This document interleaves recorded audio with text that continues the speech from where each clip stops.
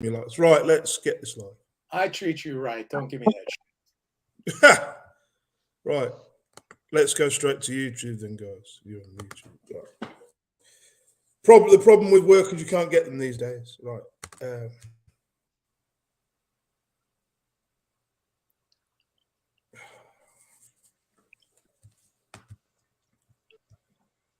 Oh, give me a second. It's a link.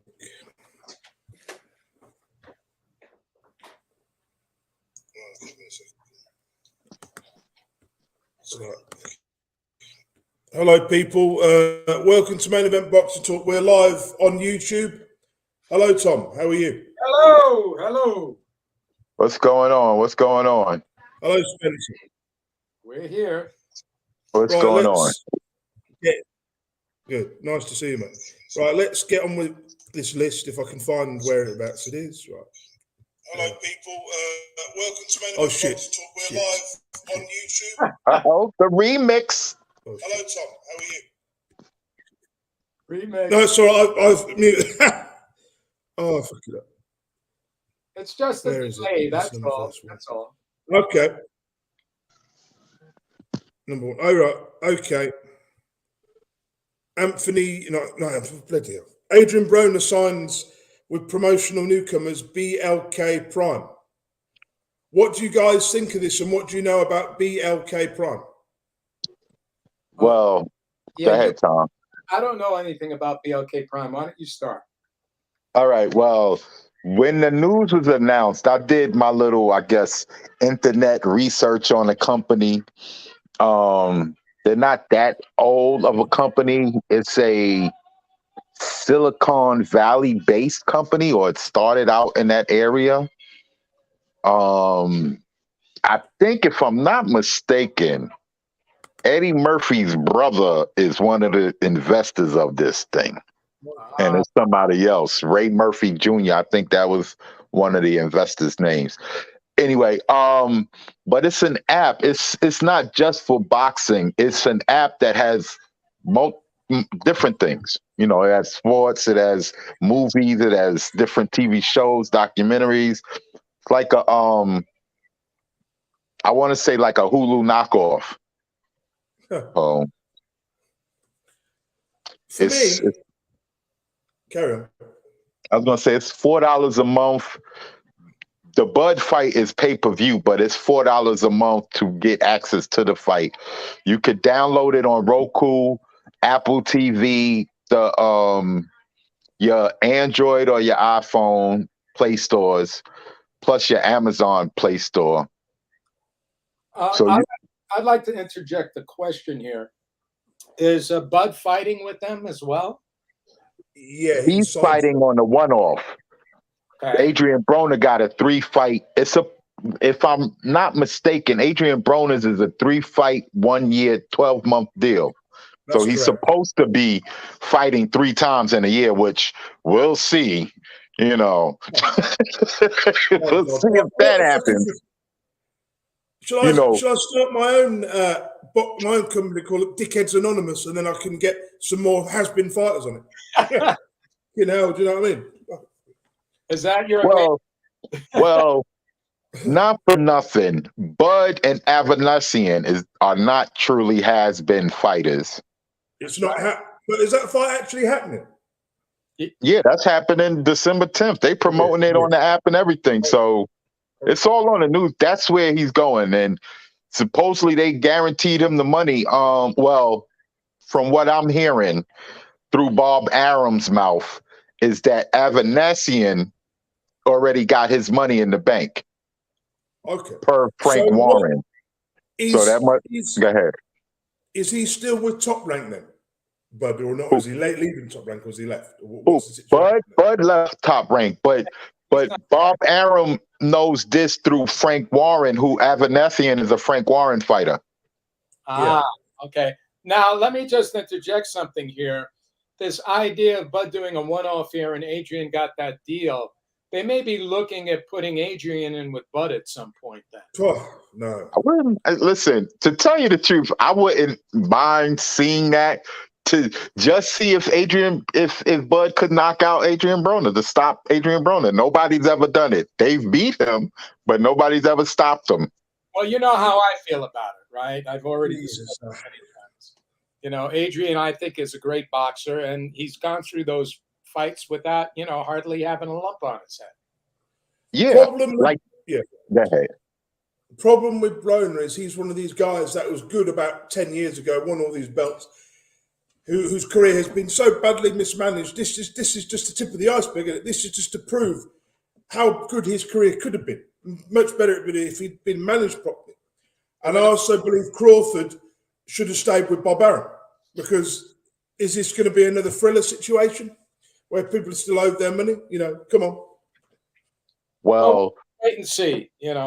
That's to be seen. But there's no guarantees of anything ever in boxing, really. Right, but supposedly their money is already in the bank.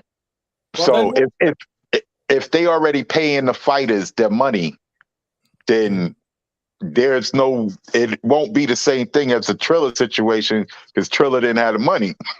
They was trying to recoup the money. Doesn't this go to show that it seems anybody can get into boxing as long as you've got a bit of money? You can get into it, and if you don't know what the hell you're doing, it's ridiculous. Surely there's got to be regulations on this. Nathan, did you know that Bob Arum and Muhammad Ali, and I think it was Herbert Muhammad or one of the sons, started a boxing promotion company, and then it turned into Top Rank. Yeah, they started to get, actually, yeah, Bob Arum, wasn't he their lawyer or something, and then he switched over? Yes. Yeah, like he wasn't even their promoter at first. He was their legal advisor or something like that, and then he started promoting the fights. But so it's Muhammad Ali that created Top Rank. Listen, Nathan, when you look on BoxRec any particular day, any weekend, you see dozens of different promoters that's on there. Small and big, like the little small promoters, like the small horse. But what I'm asking, so with Top Rank, Muhammad Ali's brother started it. I don't. Yeah. No, it's not Muhammad. I thought it was Elijah's son. Yes, but it might have been Elijah's son, Muhammad Ali, and Bob Arum started the company. Wow, I didn't know that. Came to Top Rank. Yeah. That's crazy. So Don King, and that was the two of them were battling it out. But see, in my opinion, this is it. People gripe about the situation about the networks, and I can understand it. It's a lot of different hands. You get one network signing a fighter, then he's exclusive to that network, and if there's nobody else on that network that you want to see him fight, he's not going to fight anybody that you want to see fight. And it's kind of unfair to the boxer to tell him turn down more money. For potentially easier fights to take less money for harder fights. I do believe Broner, the matchmaker, the formula they're going to go the Santiago formula, what they've done before, that kind of level of opponent, just to make sure he gets wins. So he'll be getting paid a lot of money for easy fights. Is that the perception, what we're going for here? It's now the deal that AB got, I heard, is $10 million for 3 fights. Yeah. So you got to think, if he's getting, just argument's sake, it could be a different type of thing. It could be divided 3 ways. It could be escalating, like the first fight is a certain amount, and then just it could be.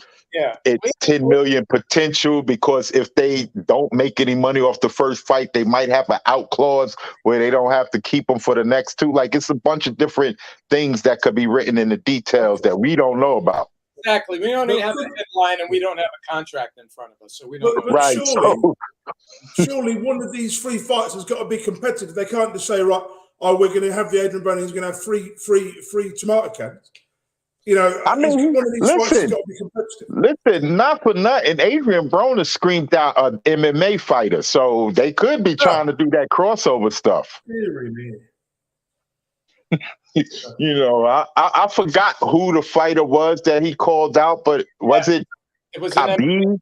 Yeah, It was It was either Khabib or Nate Diaz. I'm not sure which one, but Khabib is a bad dude, man. But that would draw interest. They believe, like these dudes, they might not be boxing guys, perhaps, and they just trying to make some money for the app, which, as a business, you try to make money for your business, so you can't fault them for that.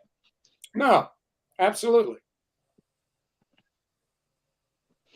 So have we beaten this one to death so far? Yeah, I think we have. Yeah, we'll move on.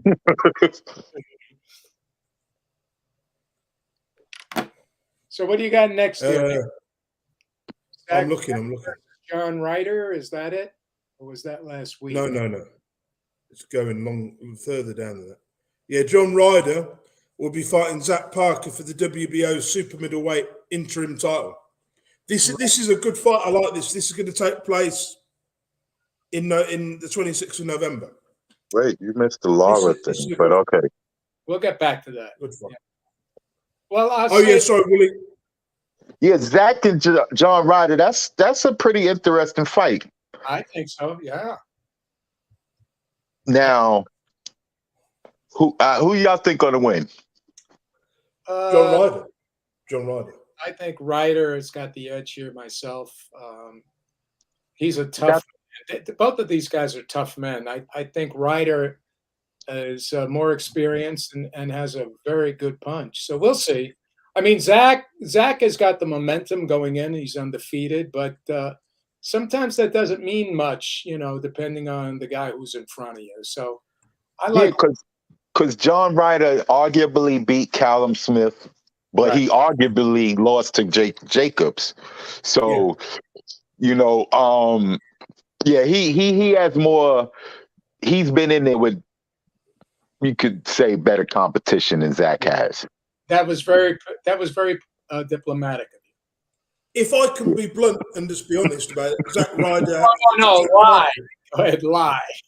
Zach Parker does not have the experience to beat Ryder. He doesn't. No. He hasn't fought anyone. This guy then pushing him into the deep end. He needs a few more fights. We're in agreement with you. We're in agreement with you, Nick. He hasn't won a European title or anything. I think he's won the old British, but he hasn't won the Europeans. He's not gone up through the levels properly. This is going to backfire. This is what happens when you manage your fighters wrongly, putting them with people who are like world class. Ryder is going to win this fight in impressive style. Yeah, I would go that route too. But hey, sink or swim. Hey, did you hear today that Coinnor Benn confessed to taking the drugs? Oh yeah, that's coming up later. Okay, Chris, I thought we skipped it here. It was right before. No. We skipped number 2 was Lara. No, we'll get to the mandatory situation. The next thing was Mauricio Lara blasts out San Martin in 3 rounds. I saw that. Did anybody watch this? Did you see it? Yeah. No, I actually didn't, man. He looked good. I know that I've seen the thing that he called. I read the reports that he was calling out, saying that what did he say? Josh Warrington is scared of him. He don't want the trilogy. Yeah. Probably right. Those were tough fights, weren't they? Yeah. Well, he's too good for his own. He lost the first one clearly, and then the second one, what was it? A headbutt or something that caused it? But you know what? He didn't look like coming out. Yeah, it was technical draw. But he was sizing. From what I saw, and he took him apart. He just sized him up in the first round and then just opened up afterwards and took him out. Yeah, he got that dude's number. What did you say? What were you saying there, Nathan? I was impressed with Lara. After watching that and watching Warrington's last fight, I'm thinking Warrington won't want any part of this man. None of them do. There's another 2 champions there that will fight him, the 2 Mexican guys, Josh Warrington doesn't want to lose his meal ticket anytime soon. Well, here we go, Now, isn't tonight, well, we're going to talk about it. I'm sorry, I'm jumping off purpose. What did you? The next thing is Keith Thurman is Errol Spence next WBC mandatory. Mauricio Sullivan has come out and said. Well, at least he'll have a fight that people will be interested. Yeah, I mean, listen, this just smells and looks like some. Yeah, this is convenient. Yeah. Bud Crawford denies the fight or declines the fight, goes other places, right? So we got the next biggest name on the PBC roster around that weight that he didn't already fight. Quite ridiculous, isn't it? Ridiculous. Already fought. I mean, listen, I said it a while ago that if Bud and Spence ain't next, that Spence might wind up fighting Keith Thurman. Keith Thurman only lost to Pacquiao. You said that. Yeah. I remember you said that. Yeah. I'm like, yo, because Keith Thurman, that's the biggest selling fight outside of Bud and thing at welterweight anyway. Obviously, if he moves up, he could get some of the better fights there. But and one exciting point to this, there is an extra story to this. Jaron Boots Ennis is the IBF mandatory contender. Yeah. You know what I'm saying? Listen. Before, I'm not sure if it was Pacquiao was involved in it, but the WBA had ordered a tournament to consolidate all of that stuff to make one belt. Stanionis was in it. Buatev was in it. Okay, Jamal Jones and Uganis Ugas was in it. They were supposed to do a round robin, and those guys are supposed to fight each other. Yeah. And since Ugas got approval to fight Errol Spence, they decided that and Butiev beat Jamal James.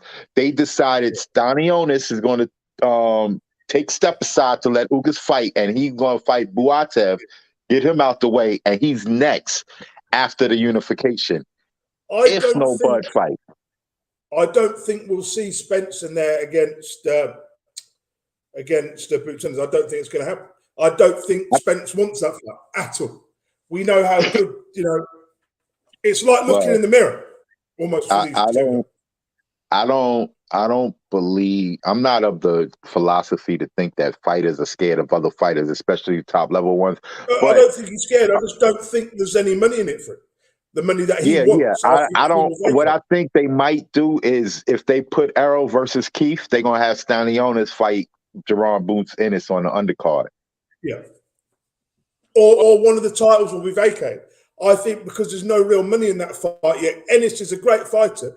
It's just a couple of years too early. I think in a couple of years that will be a massive fight, providing Spence is still around. And still that's 29-0. That's what I'm saying. If they put him on Errol Spence's undercard on a pay-per-view of Errol Spence's, then people are going to be able to see him, and then people are going to know who he is. Yeah, and he's been dramatic. His victories are dramatic. So, years ago we wouldn't deal with this shit. Guys would fight each other. Well, it's not right. It's in the 80s and 90s. That's how it's done. But it's a new time. Boxers, Jaron Ennis is too dangerous. Yeah, it's not saying he's just not a big enough name yet. That's all I'm trying to say. Listen, they might not even have Errol Spence fight Boots Ennis next. Errol Spence might move up if he can't get the Bud fight after Keith Thurman. That's what I'm saying. But what I'm saying is they could still put him on the undercard of the fight because once Errol Spence moves up, he's the heir apparent to that division. And then he will win the belt against whoever's there because he's that good. And he'll build it that way. Yeah, like I said, he'll be the heir apparent. And then if he fights a guy like Stanionis or somebody on the undercard, they might not put Stanionis on. They could do so many various things. They could put Stanionis in his own fight. They could put Boots Ennis in his own fight, and then have Errol Spence versus Keith Thurman. And then once he moves up, then they could have Stanionis versus Boots Ennis for a vacant title or something. They could do. Stanionis the IBO champion, I believe. Yeah. WBA. WBA. He's a good fighter. Stanionis is a good fighter. He's just not in the same class. No, he's That's going the to lose. WBA regular, He's going to lose to Boots. He's going to lose to Boots. Yeah, of course. Boots will bust him up, but it'll be good. You know, he'll put up a good effort, I'm sure. Yeah. He would give it a go for as long as it lasts, but you know, I just think that Ennis is too talented for him. Oh yeah, hell yeah. And he's very committed to training, and that's the important thing. Yeah, and he got like massive tools in his box, toolbox. Yeah. Let's move on, Nathan. What do we got next? Right, we got Anthony Joshua. Dillian White is a front runner to fight Anthony Joshua in his comeback fight, provided he beats Jermaine Franklin next week. Why am I not excited? Why do I don't care? You know. So wait. I used to care when Muhammad Ali would fight Joe Frazier 3 times, Kenny Norton, but I just don't give a god, you know, about. It's not the 60s anymore. The world's moved on. My God, man. See, there's a couple of reasons why this isn't really that exciting. First of all, the first fight wasn't even that close. Like, I don't care how much somebody could say that Dillian White impressed in the second round. That first fight, AJ demolished Dillian White.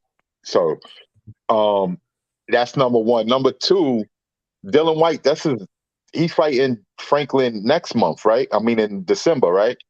Or is it November? Yeah. So November. That means that we gotta wait for him to fight, see how he is in the fight, and then wait another 4 or 5 months before him and AJ fight. So it's gonna be like close to 9 months before AJ get in the ring again. Yeah, pretty much.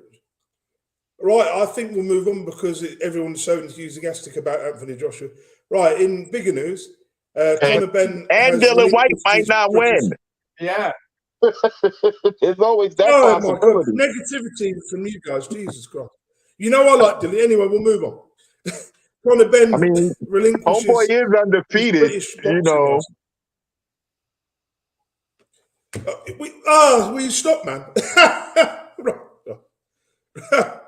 Right. Anybody else before we go? Any more objections? Now we can go. We can move on to Coinnor Benn. Relinquishes his British. Yeah, well, thank you. I have your permission there. Right. Coinnor Benn relinquishes the British. Yeah, I'm going to start. Are you done? I'm going to start with this. Coinnor Benn is what? Yeah, you said that. I'm going to start commenting. Coinnor Benn. Yeah. So first of all, yeah, let me continue what I'm doing. Then. I'm sorry. I thought you were done. Go ahead. I'm sorry. No, we're done with that. We're on the next one. Coinnor Benn has relinquished his British license because of allegations of misconduct. What do you guys think of this? All right, here we go. So both his drug samples failed, and he relinquished his license because he's going to get banned. Number one, and today he came out and said that he did take the drugs. So I don't know what his strategy is here, because he won't be able to fight under the British Board of Control anymore. So he's going to have to fight somewhere else if he continues to fight. Now, he would have better served himself if he just would have kept his mouth shut, you know. But by coming out and saying it, I don't know if he's looking for sympathy or a lighter sentence or whatever. You know, he's just admitting guilt. I don't know if that was the right thing to do or not. But he did fail both tests. So, correct. Yeah, so that's it. It's, you know, as far as the British Board of Control, Boxing Control Board is. Before we move on to Spencer, I think, you know, he's only got himself to blame. I mean, I don't, like I say, now the story's come out a bit more. I don't dislike him. I don't have any, you know, sympathy for him, really. You know, it's just one of them things. What do you think, Spencer? All right. I think this is it. I have a couple of questions before I could like really form a better opinion. But because if he just says, I'm not going to I'll vacate my license or whatever, will they still issue him a penalty since he's not licensed by them? Or they just say, all right, well, no harm, no foul? he's not a member, they have no control over him. So he wouldn't.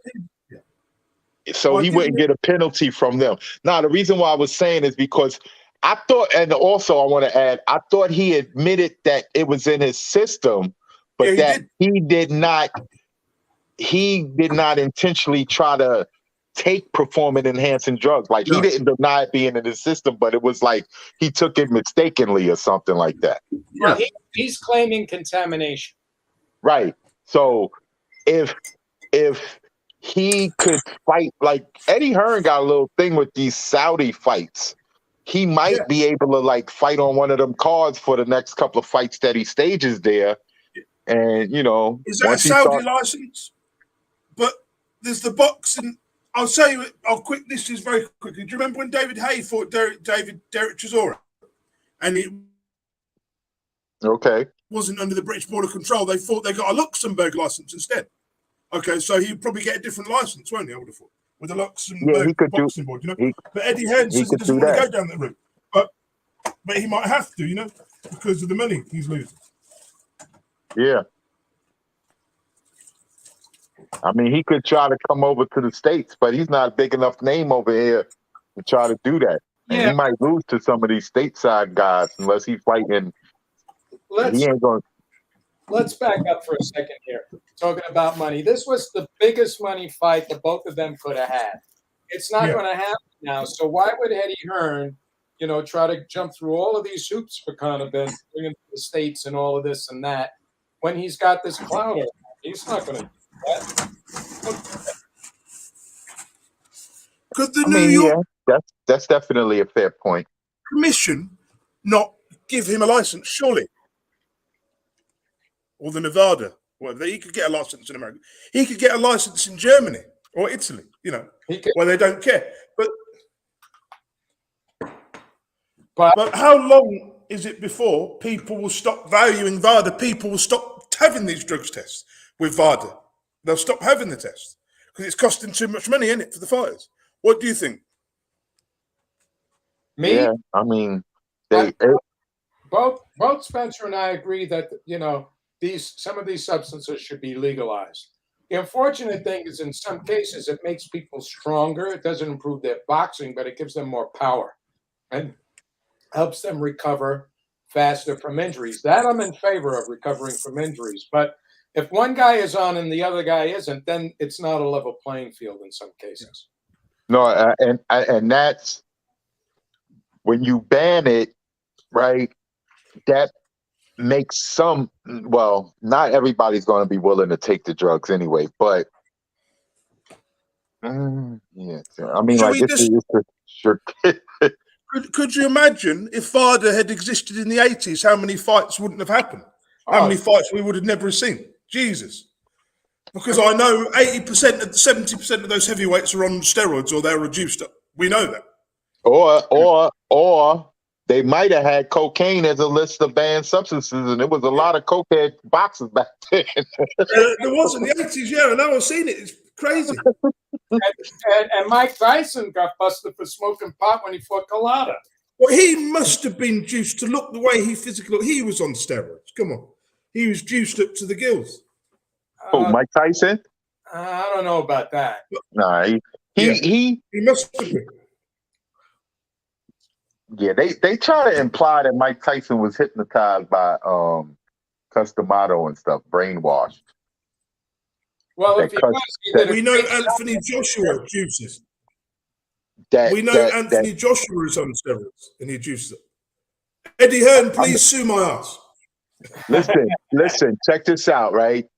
I think guys that go into the gym and lift weights that might like go and buy a lot of these protein powder or these quasi whey protein stuff, that some of that stuff might have ingredients in it that might be off, banned on the list. But it's like Tom was just saying, a lot of that stuff that they take is for recovery purposes. They don't want to feel that next day ache or whatever. They want to get back to the gym and start working out some more. So they want to take something so that they could hurry up and speed up that process of, I mean, the NFL shoots up. My overall Carry on. No, I'm saying in Carry on. the NFL shoots up their guys, you know, to get them back out on the field with Novocaine and all this other stuff. Mm. You know, I don't know. All I'm saying is that we got to have a level playing field. That's all. You know, we do. That's it. You know, and VADA testing is very expensive. And it's 40 grand a pop. Eddie Hearn said it's 40 grand a pop. And perhaps if they do legalize it, there might be like levels that they can't exceed, so that if they do decide to go down that route of not caring. Didn't they do that with the UFC? Oh, I'm not hip to the UFC stuff. Yeah, so. Sure. Going to allow. They're a bit more lenient. Yeah, they're a lot more lenient. Anyway, let's move on from Conor Benn. There's a lot more to talk about. Okay. I think we beat him to death. Let's move on. We got Loman. David Avanesian has vacated his EBU belt. Well, he's got bigger fish to fry. Yeah, it's crazy because when it was first announced, right, that Bud was going to be fight Avanesian, I was like, wait, I thought Avanesian had a fight coming up, and I looked on. He had a fight scheduled for November.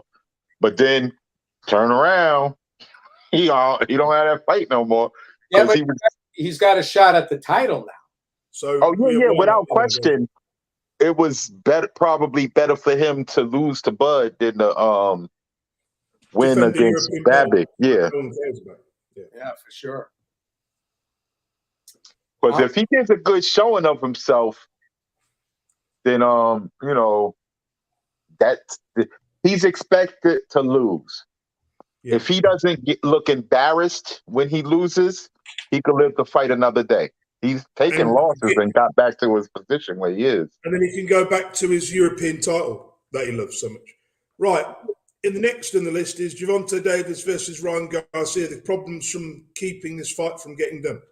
What do you guys think the problems are with this? It's the networks. The networks. Yep. Yeah, because Showtime is not going to want Tank to leave to go fight on the Zone, and Ryan Garcia is one of the Zone's biggest commodities at the moment that they kind of got to deal with.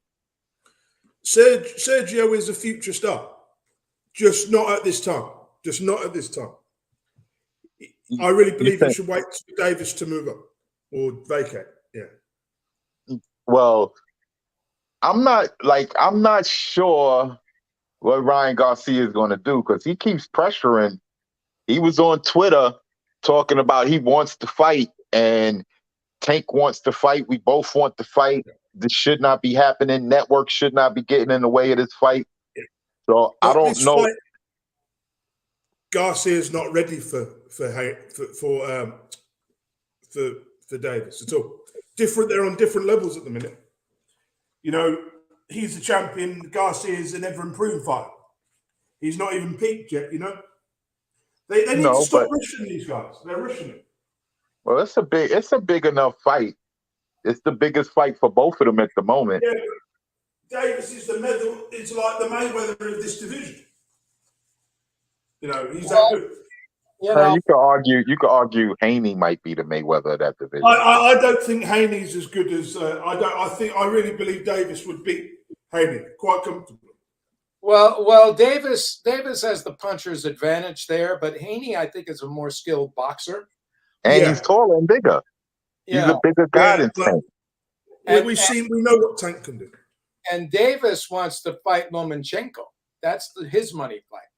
The problem is this lightweight division. The belt's getting passed around so bloody much.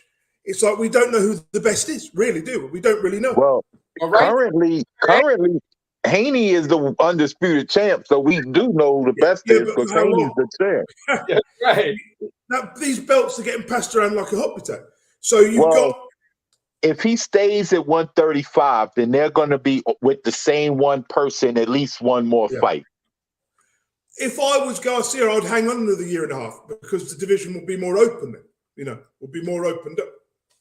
Ryan Garcia has to stake his claim sooner or later. And Yeah. he's And then already he should. I'll tell you who he should fight because he's with DAZN, isn't he? Right in the lightweight division, he should fight the British guy. You know, the guy who's got that IBO title. I forget his name. The guy who beat Kid Galahad. He's at 140 now, Ryan Garcia. He had Josh Taylor division. Okay. You talking about Hughes? Is that Hughes that did it? Yeah. I remember. Yeah, I think it was Maxie Hughes or somebody like that beat Kid. But nah. Ryan Garcia has fought title contenders already, beaten them, stopped them. Yo, that guy is ready. Yeah, I mean, what are you waiting for? The money's there now. The opportunity is there now. Take it. Yeah, they in the hurt game. So that's right. Yeah, that Maxie Hughes guy is the 135 IBO champion. That might be a good route first. Fight him first. But he's at one. Well, Ryan is claiming he ain't going to 135 unless it's for Tank, and so he's not dropping back down. He's at 140. All the belts are now vacant at 130. At lightweight, all the belts are vacant. At super featherweight, all the belts are vacant. Apart from he can't get there. He can't get down there. He could go to 140. He's big for a lightweight. I mean, he could move up and fight Teofimo. I don't think he beat Teofimo. Well, Teo is with Bob Arum, so he's not going to fight him. He probably got to fight a DAZN guy if he's going to. But his last fight was at 140. The guy, who did he just fight? Yeah. Fortuna? Let me look. Javier Fortuna. Yeah, he just beat Fortuna. Fortuna is a former champ. Like, you can't say that he ain't ready and he beating title contenders and former champs. So, let's see if this match gets made. I think it'll be a good match. I think he's going to get KO'd, but he'll try his best. You know what? He would destroy Josh Taylor. He would destroy Josh Taylor easily. Well, I believe that. Well, Ryan Garcia's been building this fight up for a while. Yeah. So now's the time to do it. Yeah, because the thing, when you look at the landscape, DAZN doesn't have that many cards in the deck in that division, in and around that division right now. Yeah. So he doesn't have any. He got to get retreads if he's going to stay, this path that he's doing. He might be able to get Richard Comey or something like that. Bob Arum might be able, relinquish Richard Comey or somebody to him, but he can't continue to get these fights when people are begging for Tank now. And all the other guys is up with Bob Arum or PBC. So, he's going to have to go off network if he want a big fight. But Garcia, I mean, he can become a superstar in the super lightweight at 140. It's open. There's no real, he's got no real challenges at that until the others move up. So I don't see why he can't clean this division out. Yeah, I mean, he would have to fight through Teofimo Lopez. Devin Haney essentially is about to move up there. Devin Haney is going to be a free agent after his next fight, so Devin Haney is a potential fight for him later on.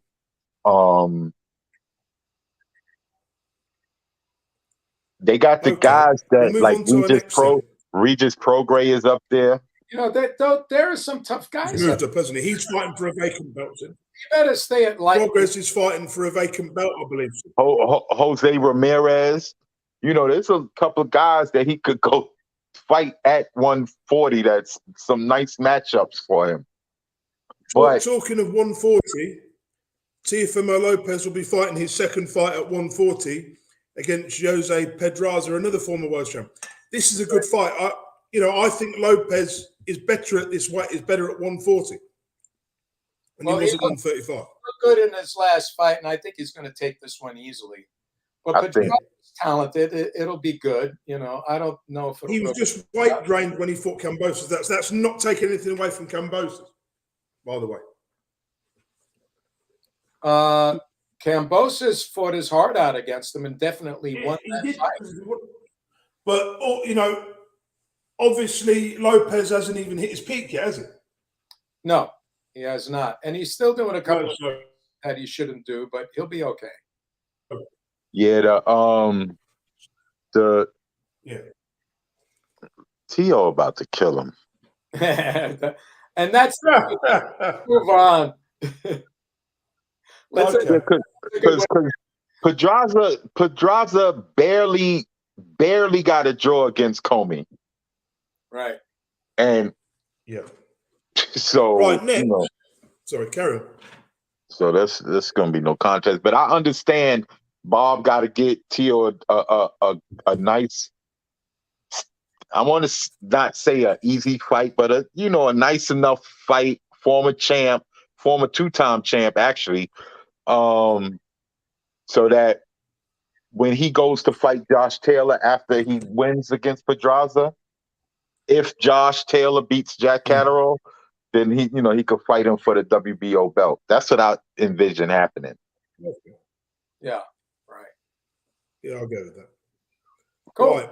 What do you got? Next thing, just carry on. Tom. No, what's Carry next? on. What's next? Jesse Bam Rodriguez to campaign at 112. He's vacated his WBO title. He'll be have eyes the WBO title unification bouts with Edwards and Martinez. He's dropping down, right? Yeah. Yeah. I don't think that's a bad idea. I think he could dominate that. Well, could he fight our man down there at 112, or is it at 116? I forgot.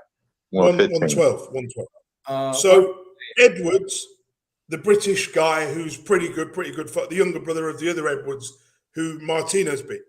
I do believe that Rodriguez beats Edwards, but I don't think he beats Martinez. Martinez is a very good fighter, from what I've seen of him. What's his name? Stephen. What's his last name? Edwards. Stephen Edwards, yeah. No, the other champ, is it Edward Stephen? No, Martinez. I can't remember his first name, but I know that's not right. Fulton. Is he 112 or 116? He won 18. 118. Okay, No, he's 122. My bad. He's 122. Sorry, I got him confused. Okay, carry on. He's 122 because he's a weight division above Anui. Yeah. Okay, those guys bounce. Which is confused. What division is Anyway again? Super fit. My mind is so bad. He's bantamweight.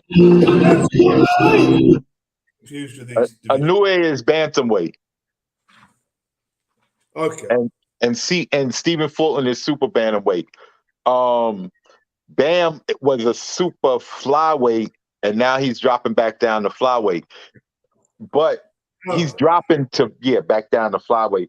Wasn't he a junior? Once I get down to featherweight, I get confused with the weights after that, to be honest, right? Wasn't Bam at junior flyweight before he made the jump to super flyweight to win the title? I can't remember. Yeah, Let me look like that. Yeah, I think you're right. I think he jumped two weight divisions. Right. So going down, I think is good for him. I mean, yeah, I wanted to see him fight Chocolatito. He kind of demolished Rungvisai, so Right. Well, he could do either. Why is he doing it? It's up to him. I guess he thinks he can, do better lighter. But the weights, Lomachenko and Ortiz made weight today, so that's good. Yeah. But I wasn't doubting Lomachenko was going to make the weight. No. Yeah. No. So Lomachenko will be fighting Ortiz. Right. This is at 135, isn't it? This fight. Yeah, this 135. Now Ortiz put up a good fight against Herring. He really did a good job with him, and hydrates. He's going to be bigger than Lomachenko. So, but Lomachenko, if he still has his speed, should be able to get around on all the angles here. And Nico Walsh is on the card with them, so that should be fun to watch. And what's it called? I enjoy watching him. It's all we've got left of the Ali era. Well, yeah, but you mean the genetic line here? Well, I heard. Wait, there's somebody else fighting. Is he a boxer or MMA fighter? There's Jermaine, No, that's next week. That's next week. No, Nico's brother. I think it's Nico's brother. he fought, I think the last time they fought and won, right? Yeah, he won his fight, but I'm can't recall if it's a boxer or MMA guy. I don't even remember. He hasn't. Yeah, he's got a brother who does MMA, but I can't remember his name. There's two of them. Don't worry about it. But you know who else is on this card? I ain't realized he was that ranked that low. Richard Torres Jr. Really? Oh, the heavyweight. The heavyweight. Yeah. He got that stunning knockout on the card. I remember that, yeah. Brutal. Earlier this year, yeah. No, he can definitely punch. I mean, even I didn't know he was ranked 251. That was kind of. Do you know who he reminds me of? He reminds me of a bigger version of David Hay. The way he snipes in there and hits you, with those bending shots. Yeah, but he's pretty vicious, isn't he? He's a southpaw, isn't he? Yeah. Yeah, he's bad, man. He can punch from either side really strong. What was his first name again? Richard Torres Jr. Richard Torres Jr.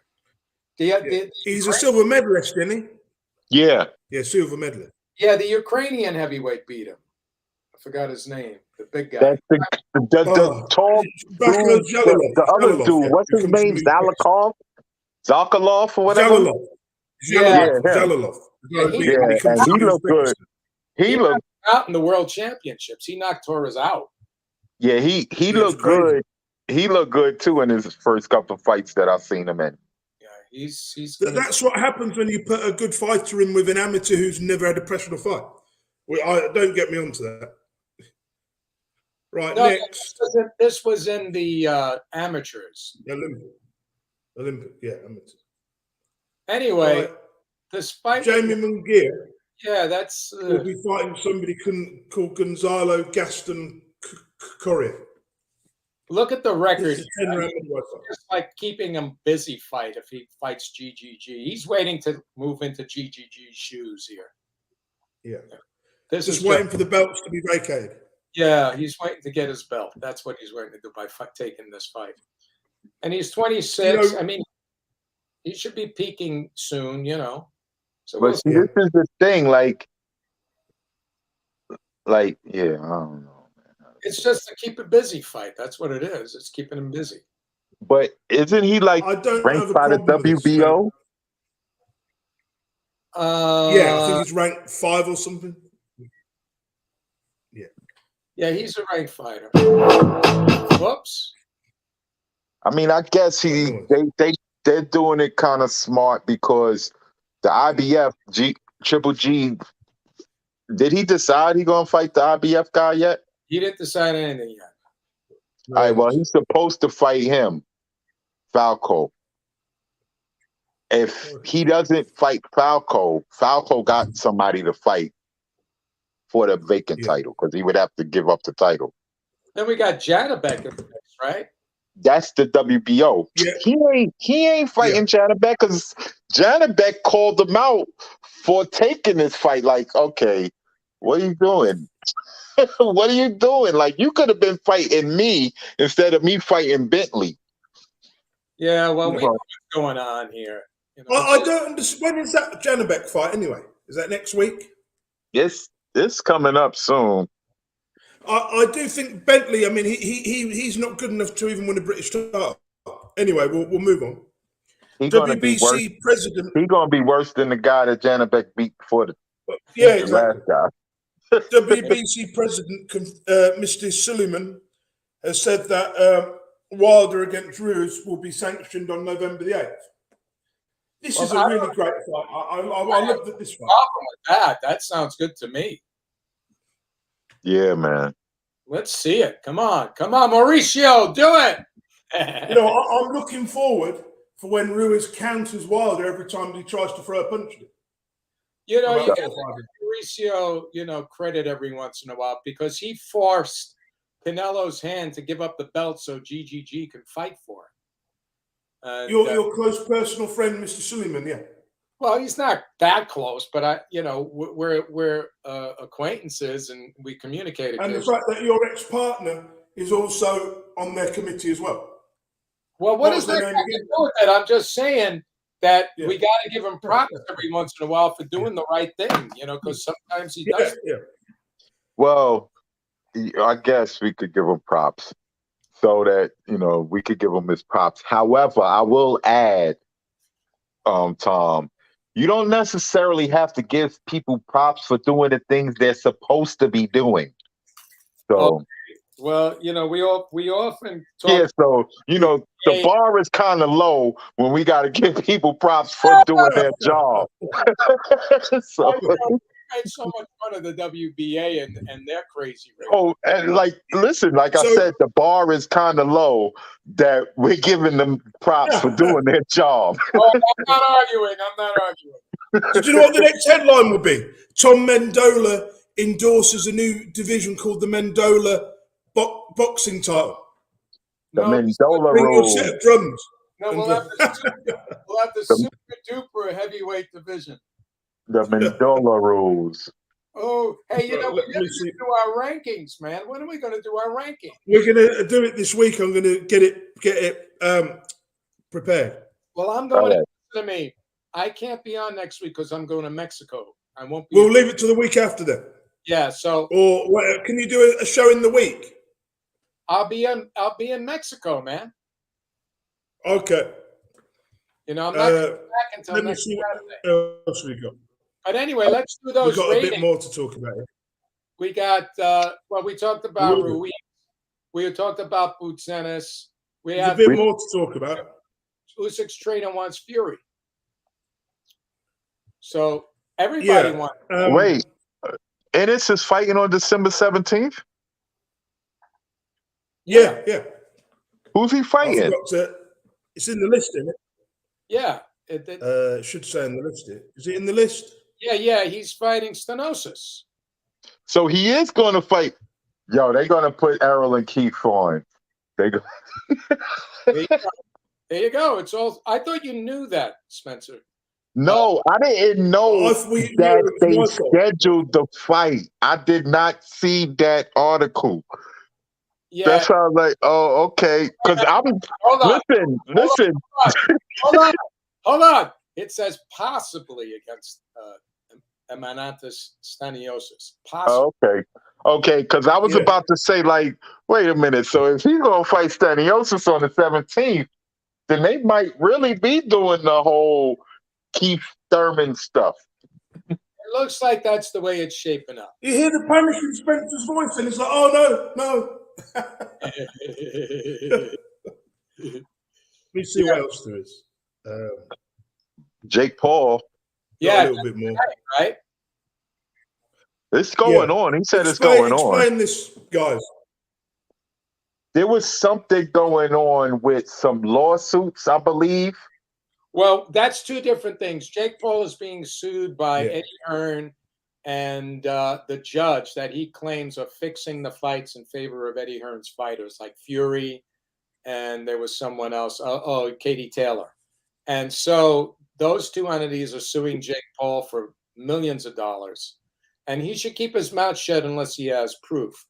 The other thing is that we were talking about Usyk's trainer wants Fury. But with Jake Paul, that's tonight. I'm pretty sure it's tonight with Silva. But then they were talking about... I thought that was tomorrow. Wait a minute. I thought that was tomorrow. Hold on. Let me see. Yeah, it's on Saturday. I'm sorry. But they were saying that maybe they weren't going to let it go through because Silva supposedly was dropped twice in training. But I haven't heard anything about it being not going on. Yeah, because the latest I heard after they were saying, I seen the thing saying the fight was in jeopardy because that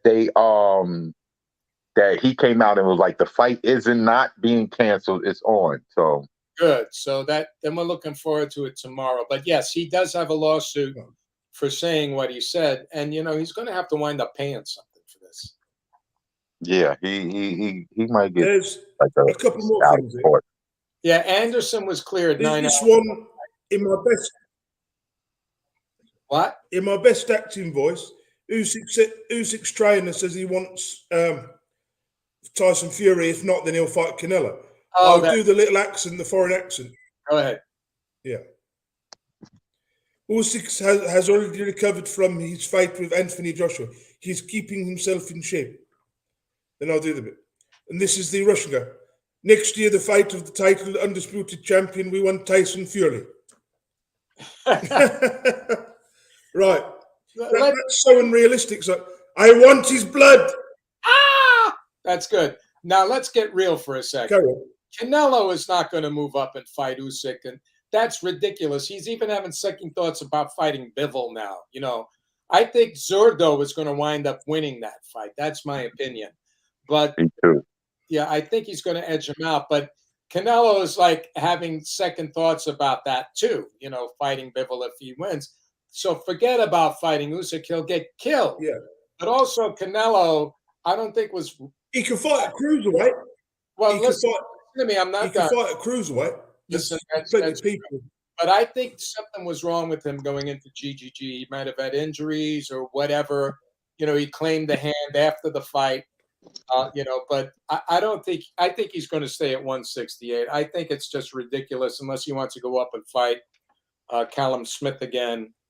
I don't know. I don't think so. So I think this is all blowhard and hot air and bravado and just speculation. What do you think, Spencer? I agree that he's going to stay at 168. I don't think he's going to move. I mean, go back up to first. There ain't going to be no reason to go back up because Bivol ain't going to have the title. So he don't need to go back up to fight Zerto because he already said he's not going to fight any more Mexicans. So like in his next fight, he probably won't be fighting a Mexican. Now, that year off, there will be a bunch of mandatories that he could fight that he could have, you know, a pick of the litter from. He could fight, who we was just talking about? The John Ryder, Zach Parker winner, because that will be the mandatory for his WBO title there. Right. He could fight, he could possibly entice Charlo to fight and get a fight with him because Charlo been out for like 18 months. So why not go after the guy ain't got no activity? Why not go after him now? Bring him up to 168 and fight him. Or there's Benavidez. So like I think he's probably gonna stay at 168. Leaning towards him fighting Ryder because Ryder is on the zone and he kind of seems to be liking the zone. So if Ryder wins, so there's that. That's what I think. Well, cool. What do you think, Nathan? Oh, I just think, don't know really. I just agree with you two on this one. I just think Usyk, you know, Canelo. I can see it going up to cruiserweight, you know, and picking it carefully, cherry picking his opponents like he has been doing. Right. Well, not against Usyk. That he'll get destroyed. And Usyk is just looking for a payday when he gets better. I think this is why we have this interim fight with Fury and with what's his name? I forgot his name. Chisora. That's why that's happening. You know, Fury needs to just stay active, and then, you know, Usyk, as soon as he's healed, they could make the fight. And but you know, I agree. You know, he might decide he doesn't want to do it anymore. I mean, nothing is set in stone with him. So I think he's given a payday to Chisora. I think they're friends. He likes him. You know, he liked Dillian White too, and he knocked him out. You know, so. Yeah, he trying to throw some bad blood in there, saying Chisora sided with Dillian White to win the fight. So now, what did it? Yeah, so now he's not friends with him because he was picking Dillian White to beat him. Blah, blah, blah, blah, blah. So I'm like, he trying to create drama. Like, ain't nobody falling for that. Yeah. The guy that really started all this trash talking was Muhammad Ali. Yeah. Yeah, and God, haven't we got a lot to thank that man for? Right. What there was a bit more. Did anybody hear about? There's an article I posted where Anthony Joshua was helping train Derek Chisora. And then after the fight, after the training, Chisora held the pads for Fraser Clark, you know, the British prospect, heavyweight prospect. Okay. And before we go, did anybody watch the video I posted in the group about the step-aside money that was paid to Mike Tyson so he didn't have to fight Lennox Lewis in 1994? I remember that, yeah. I remember that very clearly, you know. And I think the best part, I'll do a simulation. Where is the... It was basically like this. Like that in the bin. Like that. Well, what do you guys... What was your guys' thought process of this years ago? What did you think of the way he was paid $4 million to step aside? Well, I think he was ducking him, number one, because Lewis was very dangerous at that point, and Don King didn't want Tyson to lose. And he had other plans to make more money with him, and I think that's what that was all about, and to build up a gate later. You know, there was a lot going on back then between him, Buster Douglas, Evander Holyfield, and Mike Tyson was just coming back out of being out of prison too. Right. Also, in this video, they made the point. Well, Bob Arum made a point that when he was manager of Tom Morrison, Lennox Lewis was meant not Lennox Lewis. Mike Tyson was meant to have an undisputed fight against Mike Tyson. For like, obviously, you know, this was the free belt era, but you know they were going to add the 4th belt to it because Morrison had just won the WBO belt or whatever. It's meant to fight, and then he ended up losing to Michael Benn or something, and it all got messy. And yeah, you know, the guy who really lost out during all of that and post that was David Tua. He had beaten 3 champions and then wound up, you know, the timing wise, getting in with Lennox Lewis and then being boxed, you know, outboxed. But, you know, he at that time was very interesting because Ike Ibeabuchi was coming up. Yeah.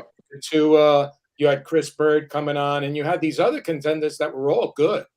Alex Schultz, the South African guy.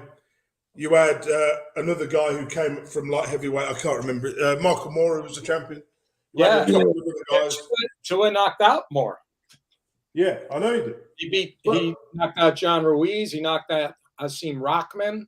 Yeah, so he just couldn't stand Lewis. Well, no, it was a timing thing too, as to when he got his shot. You know, it was. But the mid-90s was a strange era for heavyweight boxing. It was a very strange era. It kind of reminds me of like the era we're in now a little bit, but in some way. Yeah, like someone will come along and cause a shock. In some ways, but you know, a lot of the good contenders, they were fighting each other. But these days, it's all about plotting your path. With we get to see matchups after guys have already lost other fights. Now, I don't mind that because you know it's just so weird to see social media. They complain about boxers not wanting to risk their because they like, you know, back in the days, fighters had losing records and still fought big fights. They didn't care about losing records. Yeah. And they were great fights. Right. Well, yeah. You know wait. Yet when a guy loses a fight and goes in there against another guy, then the guy that had lost had already been exposed. He's gone. He's washed up. Yeah. Case in point, I know Keith Thurman been out the ring for a while, but he only lost to Pacquiao. That's the only loss on this man's career. Yeah. You know what I'm saying? He's fought the Sean Porters, the Danny Garcias. He came on the tail end of Floyd Mayweather's career because he wanted to fight with Floyd, but he's still a formidable enough guy that had enough ring experience that y'all, you know, like he washed up. It's going to be a no-show. Like, this guy. Go ahead. The worst thing that ever happened to boxing was these channels like IFL. It was the worst thing to happen to boxing. Back in the 90s, I remember reading newspaper. I didn't have access to see all these fights. I only saw them on the big days. So I get a newspaper. I'll get my information from the newspaper and the magazine. Before, you know, like the late 90s, before we had IFL TV and all these boxing shows, before YouTube hit. I knew my boxing, but you'd see it when the big fights, you know, the less you knew, in a way, it was kind of better because it made it more exciting. Now it's almost like we know too much. Do you know what I mean? That also might be part of this vision that we've always seen guys, the names fight each other, because those are the fights we've seen. Those are the fights that was on TV, the big fights. So we were always seeing big fights because usually big fights were the ones that was shown on TV mostly. Experts. There's too many experts. Do you know what I'm saying? And listen, it's I mean, I take it like this on that situation with the networks. Boxing expanded. You know, the flip side would be that all boxers are on one network with one promoter, and that one network and one promoter could then cheat all the boxers because they don't have nowhere else to go. Boxing fans today don't realize how good they've got it. The choice we have. We didn't have this choice 20 years ago. You know, we had choice, but not like today. Boxing fans are spoiled and they don't know how to react to it, and they're moaning about it. Go figure, you know? Yeah, I mean, you know, not everybody used to have HBO, so they didn't see a lot of these HBO after dark fights and all of this other stuff. So, you know, well, in the late 90s, I got to see Vladimir Klitschko for the first time. I thought it was a treat. Thought, who's this big guy?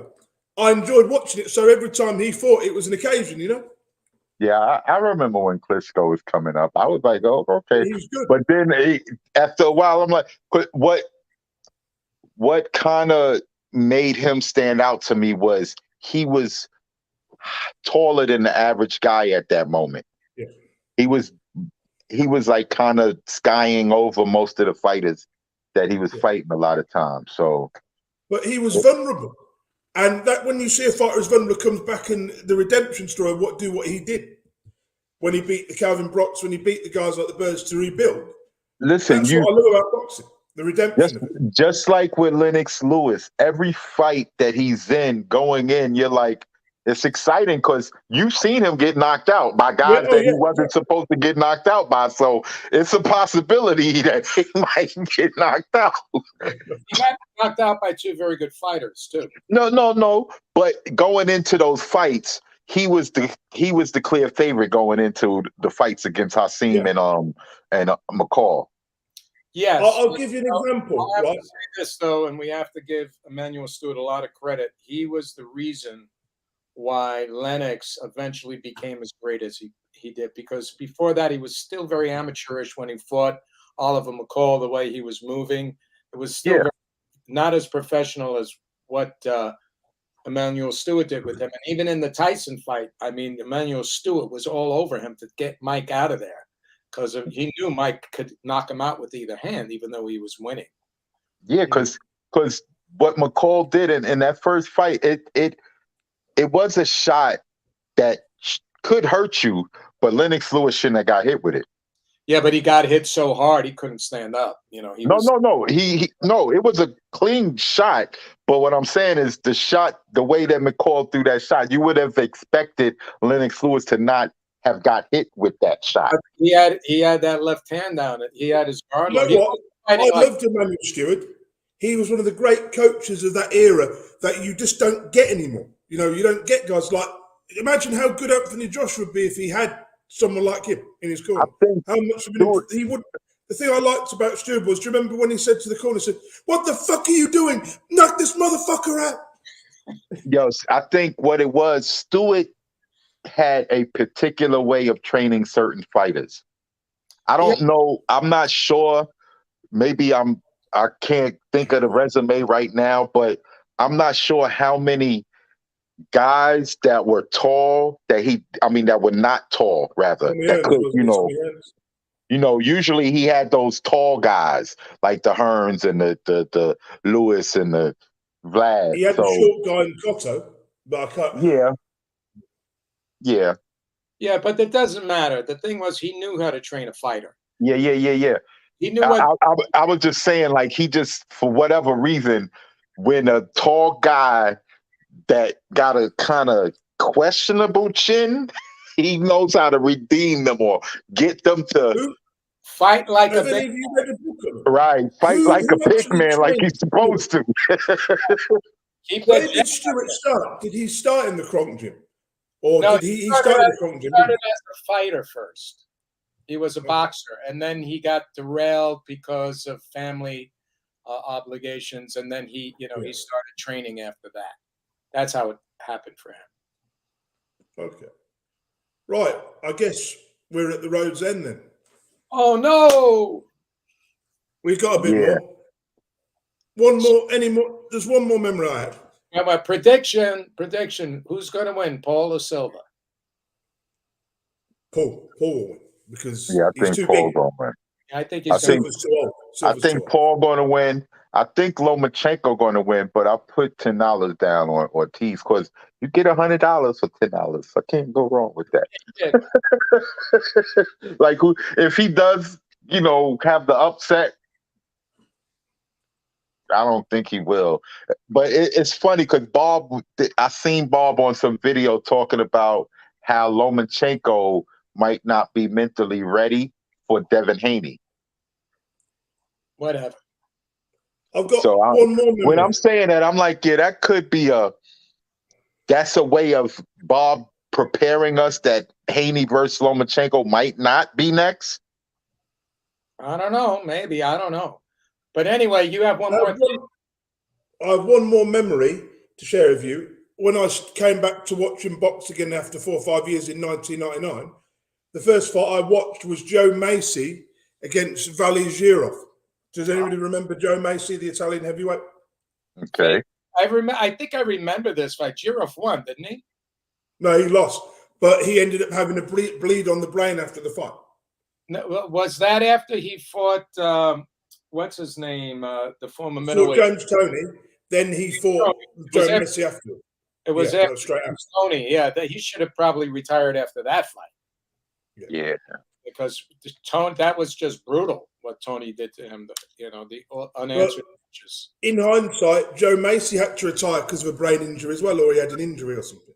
Well, that's why I don't like to criticize boxers and call them shit like you do. But that it is what it is. Fans have their opinions. You don't have to like it. You don't have to agree with it. That's what makes boxing so great. We all have our own opinions. Right. Right. Anyway, guys. It's just, again,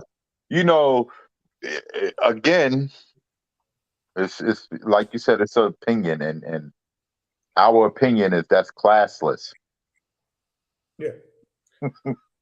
But anyway, you bastards, I'm going to go now. I'll see you guys. We'll make you a gentleman sooner or later.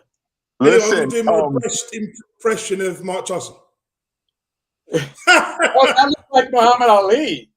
Yeah. That's Tyson. I'm the greatest. I told you I was going to beat him. I told you. I'm the greatest. See you guys later. Muhammad Ali. I have a good time in Mexico. Beat that big ugly bear, Sonny Liston. Have a good time in Mexico, Tom. Thank you. Have a great time. All right, thanks. See you guys later. All right, later. Bye.